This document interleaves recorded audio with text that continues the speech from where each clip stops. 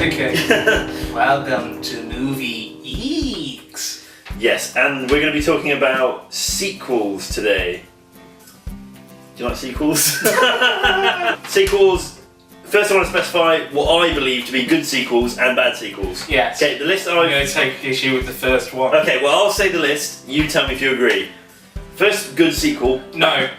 First good sequel, Back to the Future 2. Well, but it's not as good a film, but I would argue it does work well as a sequel. This is what I'm getting at. Back to the Future 1, okay. Back to the Future 1 is my favourite, but I think Back to the Future 2 is a good sequel. It does what a sequel should do, which I'll get onto in a second. Second one. I reckon I can guess what you're going to say. Lord of the Rings, The Two Towers.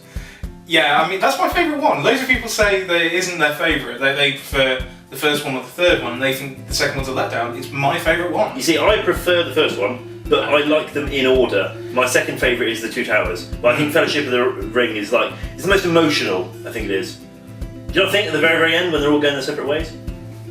Yeah. I think it's the most emotional. My next one is Mad Max 2, The Road Warrior.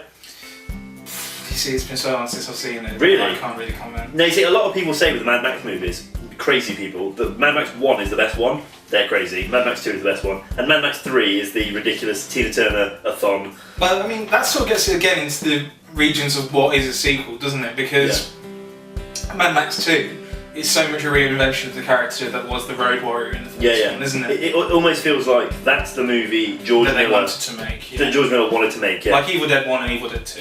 Exactly that, yes. Okay, next one is Pirates of the Caribbean, Dead Man's Chest. I believe that's what Gore Verbinski? Yes, Gore Verbinski. What I think Gore Verbinski wanted more. It felt like the first one with more money.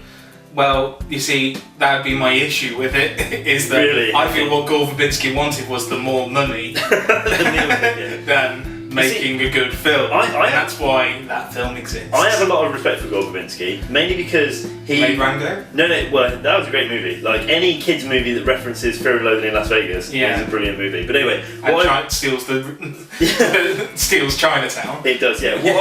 What I really like about Gore Verbinski is the fact that he was offered Pirates of the Caribbean 4, and which is a meal ticket, right? That is free money. And he turned it down because he wanted to make Bioshock. Right? Yeah. Which worked out really well, because obviously Bioshock's in the theatres right now. It didn't work out very well, but the fact that he had some passion for a project to the point of turning down obvious money.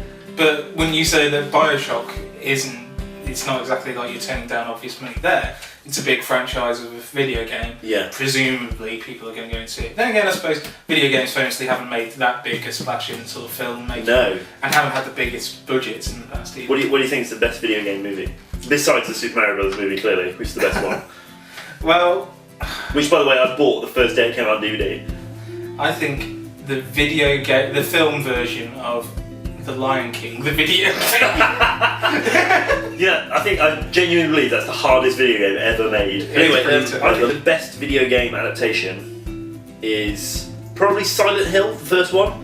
Right. I think that's the best. It's genuinely like the game. With Sean Bean. With Sean Bean putting on a terrible American accent. Oh, aye. But, why? Sean Bean. Silent Hill. Surely Bean, Sean. Now, the big question here, the one that you were trying to answer earlier on, is what makes a good sequel? Yeah.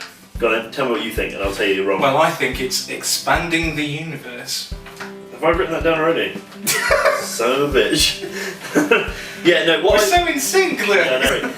Anyway, I genuinely believe that a good sequel is a film that doesn't just carry on the storyline, but expands the universe. Like, brings it into places that weren't there originally before. And this is the difference between a sequel and fan fiction. When kids write fan fiction, it's always basing itself on the rules already set by the franchise. It doesn't create its own rules.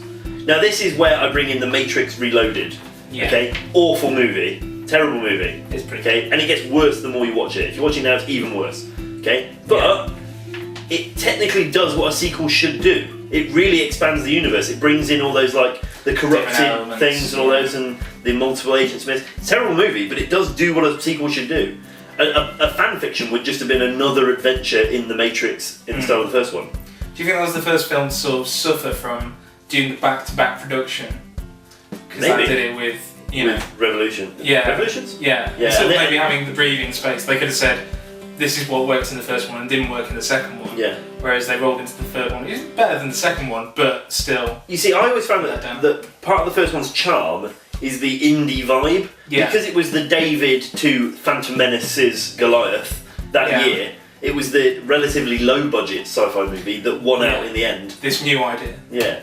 And then the sequels were just so bad and nothing we wanted to see. The CGI was awful. And that rubber pipe fight that he has with the Agent Smiths. Oh, I quite like that. No, you didn't. It was terrible. Yeah, it's quite good where he's running along their faces. To be a good sequel. We haven't said what our names are throughout this whole thing. I'm Stefan Kieski. And I'm Lewis Baldwin. And we are Movieeks. The Chuckle Brother.